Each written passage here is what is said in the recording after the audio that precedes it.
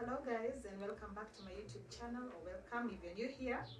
Thank you for coming, and if you are still vibing with me, thank you also for tuning in.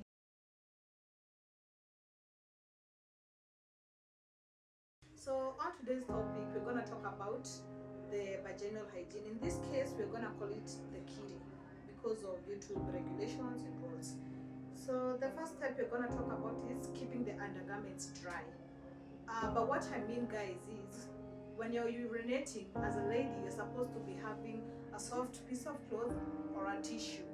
So you'll wipe from forward to backward. You do not want to wipe from backwards to forward because you'll bring the bacteria from scene 2 up to the front side.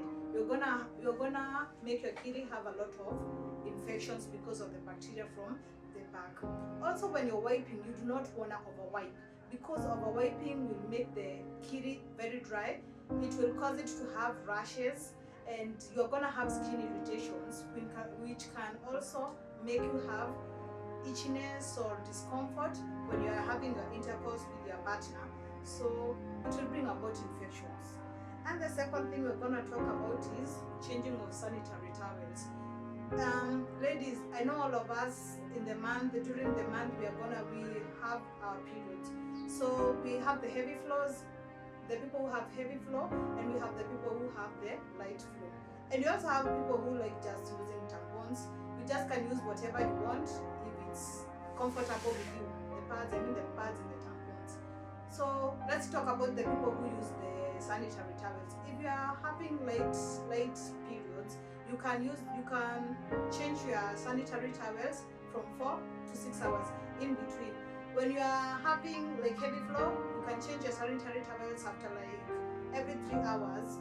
This is because when it gets like ikshaja, you're supposed to change it because utapata infections because imeja.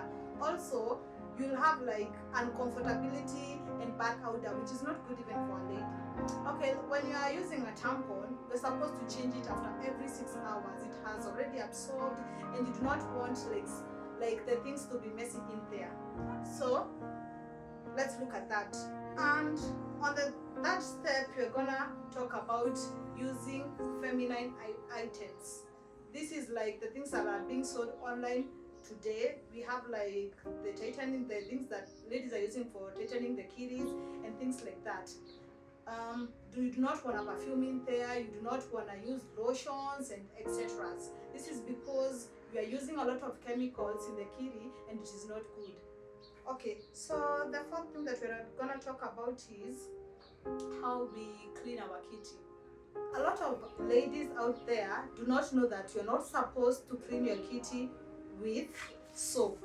I mean the inside part. The vulva, it's okay, but the inside part, just use lukewarm water. Just wash it with lukewarm water. You do not want to get like a piece of cloth or a spooky or whatever you use with cleaning yourself. You do not want to get inside the kitty and clean it down there. This is because, ladies, we all know that we have normal discharge. This normal discharge is because the kitty usually cleans itself. It usually cleanses itself. That is why we have the normal discharge. There is the abnormal, that is the milkish, excessive, the smelly ones. That is not the normal. The normal is supposed to be like something which is almost clear and it is not smelly. That is the normal. So did you know that, guys, in the kitty we have a good bacteria? That good bacteria is there to eat other bacteria that may want to harm you. So guys, when you're using soap and you're cleaning inside your kitty, you're doing it all wrong, because when you're cleaning excessively, you're gonna remove the good bacteria, hence you have no protection.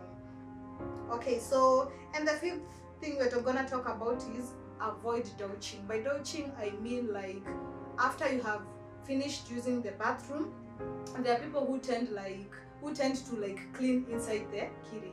So don't do that, because like I said, you're gonna remove the good bacteria, and also because the kitty needs the pH to be at a certain level. So when you do that, you're gonna wipe all that bacteria. It's also not good for you. The next step we're gonna talk about is this will be standing, guys.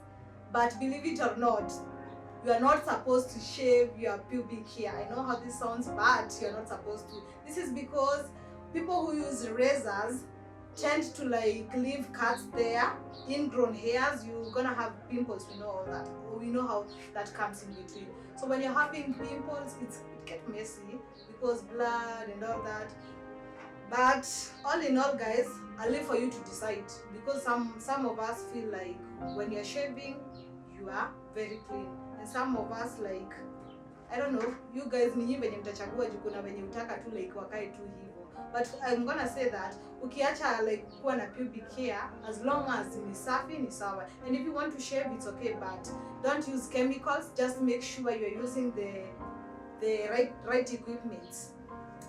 And also another thing I want to add is you should stay hydrated. Staying hydrated will help, because you know when we go to the toilet, we urinate a lot. That is how we excrete. So it's good because we flush out some bacteria at times. And consuming of probiotics like yogurt. Yogurt does, believe it or not, yogurt does help in maintaining the pH of the kitty. It will help you not get a lot of infections. So guys, tell me in the comment section of how this video was. Tell me if the things you do. Tell me if you did learn a thing or two, and what you'd like us to talk about in the next video. So thank you for tuning in, guys. Until next time, bye.